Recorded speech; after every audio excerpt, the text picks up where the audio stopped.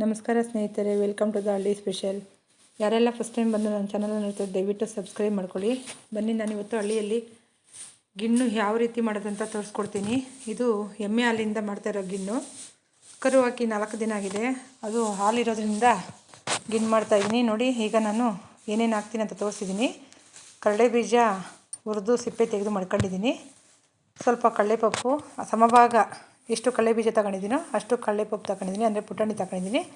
ಇವಾಗ ಎರಡನ್ನೂ ಮಿಕ್ಸ್ ಮಾಡ್ಕೊಂಡು ಮಿಕ್ಸಿಗೆ ಹಾಕೋಣ. ಹಾಲು ಕಾಯಕ್ಕೆ ಇಟ್ಟಿದ್ದೀನಿ.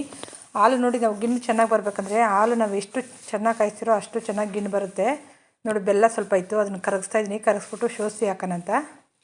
ನೋಡಿ, ಕಡಲೆ ಬೀಜ ಕಡಲೆಪಪ್ಪನ್ನ ಈ ಥರ ನುಣ್ಣಗೆ ಪುಡಿ ಮಾಡ್ಕೊಬೇಕು. ಹಾಲನ್ನ ಕರೆಕ್ಟಾಗಿ ಗಿಣ್ಣಾಲು ಅಂತಂದರೆ ಅದು ಹೊಸ್ದಾಗಿ ಕರು ಹಾಕಿರುತ್ತಲ್ಲ, ಅದರಿಂದ ಒಂದು ಅರ್ಧ ಗಂಟೆ ಮುಕ್ಕಾಲು ಅವರು ಹಾಲನ್ನು ಚೆನ್ನಾಗಿ ಕುದಿಸ್ಬೇಕಾಗುತ್ತೆ.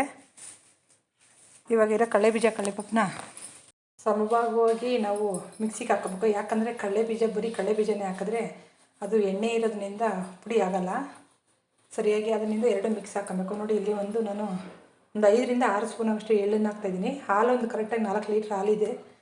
ಅದಕ್ಕೆ ನಾನು ಇಷ್ಟು ಸಮಪಾಲವಾಗಿ ಕಡಲೆ ಬೀಜ ಕಡಲೆಪಪ್ಪು ಎಳ್ಳು ಎಲ್ಲ ತಗೊಂಡಿದ್ದೀನಿ. ನೋಡಿ, ಈ ಥರ ಒಂದ್ಸರಿ ಗಿಣ್ಣು ಮಾಡಿ 1 ವಾರ ಆದರೂ ಗಿಣ್ಣು ಕೆಡಲ್ಲ. ತುಂಬಾ ಚೆನ್ನಾಗಿರುತ್ತೆ, ಟೇಸ್ಟು ಅಷ್ಟೇ. ನೋಡಿ, ಇದನ್ನೆಲ್ಲ ಸಾಫ್ಟಾಗಿ ಕೆಲವರೆಲ್ಲ ಬೀಜನ ದೊಡ್ಡಗೆ ಮಿಕ್ಸಿಗೆ ಹಾಕ್ಬಿಟ್ಟು ಹಾಕ್ತಾರೆ. ಆದರೆ ನಾನು ನುಣ್ಣಗೆ ಮಿಕ್ಸಿ ಮಾಡಿ ಹಾಕ್ತೀನಿ. ನೋಡಿ, ಒಣಕೊಬ್ಬರಿ ತುರಿದಿಕ್ಕಿದ್ದೀನಿ. ಒಂದು ತೆಂಗಿನಕಾಯಿನ ಒಣಕೊಬ್ಬರಿನ ತುರಿದಿಕ್ಕಿದ್ದೀನಿ. ಈಗ ಇಲ್ಲಿ ಬೆಲ್ಲದ ಪಾಕ ಕರಗಿದೆ. ಇದನ್ನು ಶೋಧಿಸಿ ಹಾಲಿಗೆ ಹಾಕ್ತೀನಿ. ಒಂದು ಮುಕ್ಕಾಲು ಅವರ್ ಹಾಲು ಕಾದಿದೆ. ನೋಡಿ, ಮುಕ್ಕಾಲು ಭಾಗ ನಾನು ಒಂದು ಮುಕ್ಕಾಲು ಭಾಗ ಪಾತ್ರೆ ಹಾಲಿತ್ತು. ಇಷ್ಟು ಒಂದು ಅರ್ಧ ಪಾತ್ರೆ ಆಗಿದೆ. ಕಾಲು ಭಾಗ ಹಾಲು ಕರಗಿದೆ.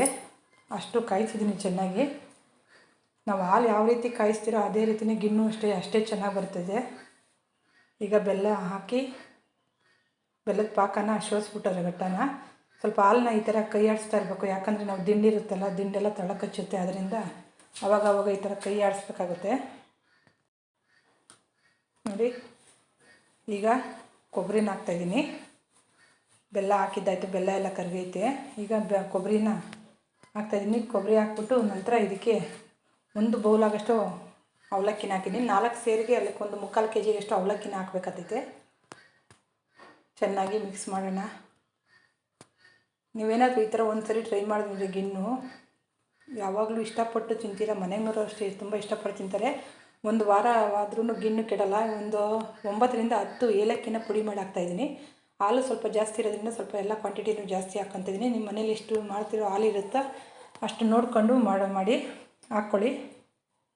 ನೋಡಿ, ಈಗ ಚೆನ್ನಾಗಿ ಕುದೀತಾ ಇದೆ. ಈಗ ಕಡಲೆಪಪ್ಪು ಇದು ಮಿಕ್ಸಿ ಮಾಡಿದ್ನಲ್ಲ, ಇದನ್ನು ಸ್ವಲ್ಪನೇ ಹಾಕ್ತೀನಿ. ಚೆನ್ನಾಗಿ ಉಂಟೆ ಕಟ್ಬಿಡ್ತದೆ. ಚೆನ್ನಾಗಿ ಮಿಕ್ಸ್ ಮಾಡಬೇಕಾಗ್ತದೆ ಈ ಟೈಮಲ್ಲಿ. ಗಿಣ್ಣಾಲು ಅಂದರೆ ಹಸು ಕರು ಹಾಕಿದಾಗ 1 ವಾರ ಫುಲ್ಲು ಗಿಣ್ಣಾಲು ಬರುತ್ತೆ. ಇದು ಸಾಮಾನ್ಯವಾಗಿ ಎಲ್ಲ ಕಡೆ ಯಾವಾಗೂ ಸಿಗೋದೇ ಅಪರೂಪ ಸಿಕ್ಕಿದಾಗ ಈ ಥರ ಮಾಡಿದ್ರೆ ತುಂಬಾ ಚೆನ್ನಾಗಿರುತ್ತೆ.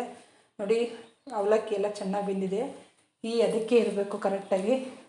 ಯಾವ ಥರ ಕಾಣ್ತಾಯಿತ್ತು ನೋಡಿ, ಹೇಗಿತ್ತು ಅಂತ ಕಮೆಂಟ್ ಮುಖಾಂತರ ತಿಳಿಸಿ. ಈಗ ಸ್ವಲ್ಪ ಪ್ಲೇಟ್ಗೆ ಹಾಕಿ ಪೀಸ್ ಕೊಯ್ತೀನಿ. ಈ ಥರ ಪೀಸ್ ಕೊಯ್ದು ಮಾಡಿದ್ರೆ ನಮ್ಮ ಮನೇಲಿ ಹುಡುಗರು ಎಲ್ಲ 1 ವಾರ ಆದರೂ ತಿಂತಾರೆ. ಆದ್ದರಿಂದ ಈ ಥರ ಪೀಸ್ ಕಟ್ ಮಾಡಿರ್ತೀನಿ.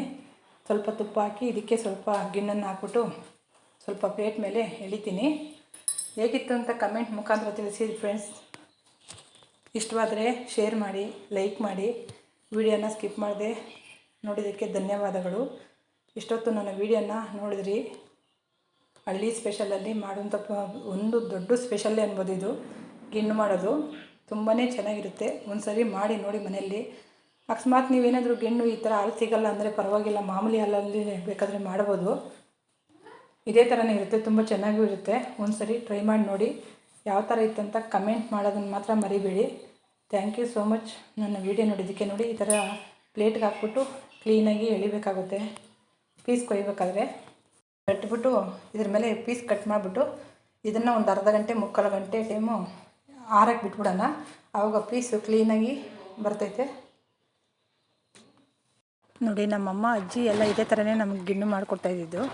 ತುಂಬಾ ಚೆನ್ನಾಗಿರುತ್ತೆ. ನಮ್ಗೆ ಇದೊಂಥರ ಗಿಣ್ಣು ಮಾಡಿದ್ರೆ ನಮ್ಮ ಮನೇಲಿ ಹಬ್ಬ ಮಾಡಿದ ರೀತಿಯೇ ಇರ್ತಾಯಿತ್ತು ಮುಂಚೆ ಎಲ್ಲ.